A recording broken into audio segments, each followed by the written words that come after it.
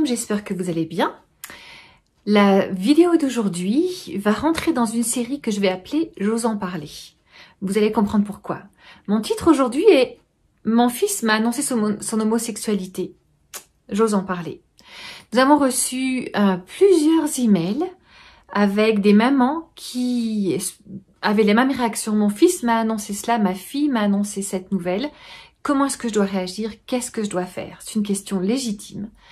Et donnez-moi la permission d'en parler avec vous aujourd'hui, très courtement. Osons en parler ensemble. Je vais prendre comme verset de base tout le chapitre de 1 Corinthiens 13. D'ailleurs, je vais vous inviter à le relire. Peut-être on fait une pause, cliquez pause, ou quand vous revoyez cette vidéo, cliquez pause et allez relire tout le chapitre de 1 Corinthiens 13. Qui est la définition de l'amour en fait. Et je vais me insister, vous demander de souligner, de surligner le verset 7. L'amour pardonne tout, il croit tout, il espère tout, il supporte tout.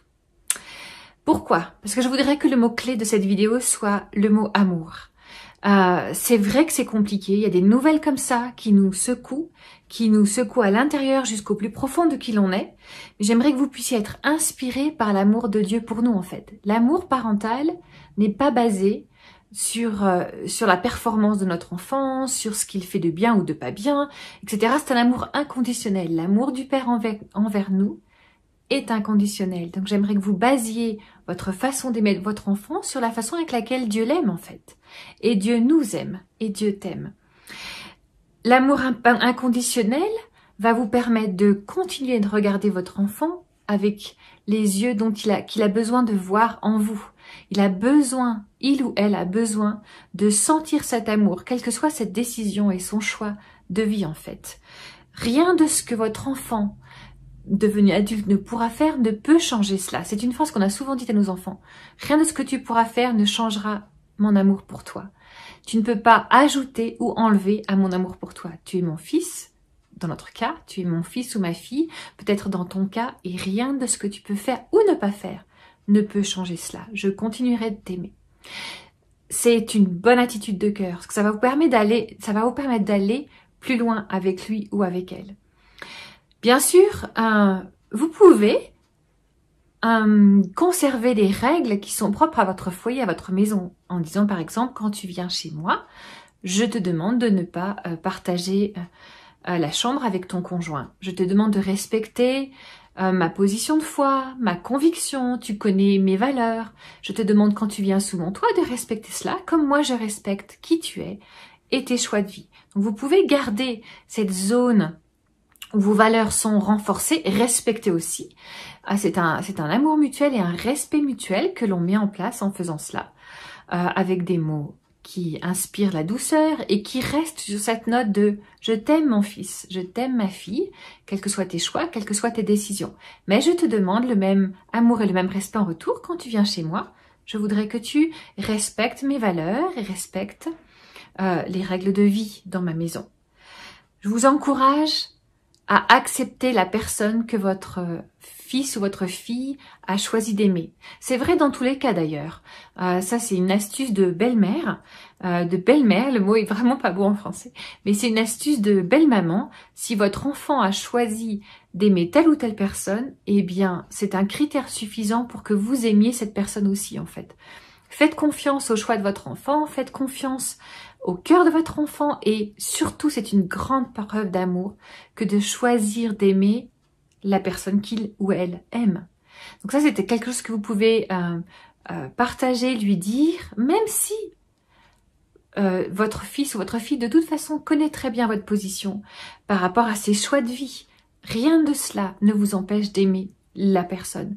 Dieu aime le pécheur. Il a un problème avec le péché, mais il aime le pécheur. Donc de toute façon, le cœur du Père, le cœur de Dieu aime cette personne, le conjoint ou la conjointe de votre fils ou de votre fille. Encore une fois, en repositionnant notre cœur parallèle à l'amour de Dieu pour votre enfant et pour cette autre personne, cela va vous aider à savoir vous positionner. Aimez, aimez-le, aimez-le, aimez-le. C'est le mot-clé de notre positionnement par rapport à notre attitude de cœur par rapport à cette personne. Et puis, l'arme absolue, c'est l'amour et la prière. Moi, je vous encourage à passer du temps à genoux pour votre enfant, en fait. Quelle que soit sa position, Dieu connaît son cœur. Et priez pour son âme, priez pour que cet enfant puisse découvrir l'amour de Dieu d'une façon nouvelle. Priez pour que Dieu le touche, pour que Dieu le ou la cherche là où il est, pour qu'il rencontre une personne, qu'il ou elle rencontre une personne sur son chemin qui lui parlera de Dieu différemment, pour que Dieu le cherche là où il est, sur son chemin. On est au mois de novembre quand cette vidéo va sortir. À l'église MLK, on est sur une série avec Paul. Moi, je pense à Saul de Tarse et Paul. Le comportement de Saul faisait peur aux chrétiens parce qu'il y avait une violence contre ceux qui avaient choisi Christ comme leur sauveur. Et puis, il y a eu un retournement de situation complet. Il est devenu Paul, qui va être un des facteurs extrêmement essentiels pour la propagation de l'évangile. Il y a eu un changement de cœur, il y a eu un retournement de situation. Dieu a trouvé le cœur de Saul, de Tarse, et en a sorti le meilleur. Je vous encourage à ne pas prier pour que votre fils devienne ou votre fille devienne hétéro, c'est une erreur. Priez pour que Dieu trouve son cœur. L'orientation sexuelle, ça appartient à Dieu et à lui ou à elle. C'est pas votre combat. Votre combat, c'est le cœur de votre fils ou de votre fille. Aimez-le, aimez-la et priez pour son cœur et pour son âme. Que Dieu arrive à atteindre son cœur avec la façon qu'il aura choisie. Et puis, ramenez-le devant le trône de Dieu. À chaque fois que votre cœur pleure ou que vous avez des craintes ou que vous ne savez plus quoi faire, ramenez-le au pied du Père.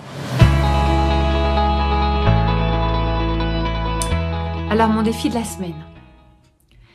Je vous encourage à prendre une photo de votre fils ou de votre fille. Choisissez une photo que vous aimez particulièrement de lui ou de elle et glissez-la dans votre Bible. Et tous les jours, prenez cette photo et priez pour le cœur et pour l'âme de votre enfant. Pas pour une solution que vous aurez choisie vous, hein. Pour le cœur et pour l'âme de votre enfant et pour que Dieu vous donne les bons mots, les bonnes attitudes, qu'il remplisse votre cœur d'amour pour lui ou pour elle. Présentez-le ou là tous les jours devant le trône de Dieu. Repassez dans votre cœur ces qualités, les bons moments que vous passez ensemble aujourd'hui, que vous avez passé ensemble aujourd'hui. Entraînez votre cœur à continuer à le ou la voir avec des yeux d'amour, avec un amour inconditionnel. Et soyez créative pour lui démontrer des preuves d'amour en fait. Faites-lui des bons petits plats, envoyez-lui des petits mots, plein d'amour, pas des mots culpabilisants, mais des petits mots qui transpirent l'amour. Continuez à l'aimer au mieux de ce que vous pouvez. Demandez au Seigneur de l'aide pour cela. Et puis si c'est pas votre cas, mais que vous avez une amie qui traverse cette situation, qui connaît cette situation, eh bien priez avec elle pour son enfant et ne la jugez pas. Ne dites pas « Ah, qu'est-ce que tu as fait pour en arriver là ?» ou n'alimentez pas des critiques sur son enfant. Cette personne est son fils ou sa fille. Alors, joignez-vous à elle pour prier pour cet enfant et pour que le cœur de cet homme ou de cette femme rencontre Dieu d'une façon toute nouvelle. Mon conseil est simple. Aimez-le, aimez-la comme Christ l'aime et laissez le déroulement de la vie de votre fils ou de votre fille entre les mains de Dieu. Voilà, je voudrais prier avec vous pour cette situation, puisque je sais que nombreuses sont celles d'entre vous qui regardez, qui faites face à cette situation, donc laissez-moi prier avec vous.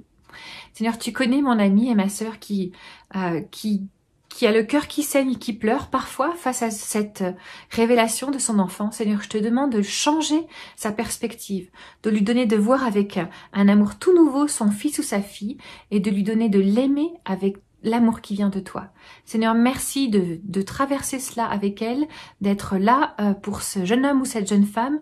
Et Seigneur, que tu puisses toucher son cœur, à cette maman comme à cet enfant d'une façon toute nouvelle. Merci de nous donner à nous autour, de pouvoir soutenir, accompagner, aimer celles de nos sœurs, de nos amis qui passent par cette situation-là. Merci Seigneur parce que je sais que ton amour est plus fort que tout et que tu es là, présent avec elle. Merci Seigneur. Amen. N'hésitez pas à nous écrire. Moi, j'aime beaucoup vous lire, j'aime beaucoup vos sujets. Vous écrivez à mlkfemme au pluriel @églisemlk.fr. Et puis, je continuerai à traiter ces sujets. J'ose en parler. Je vous embrasse très fort. À la prochaine.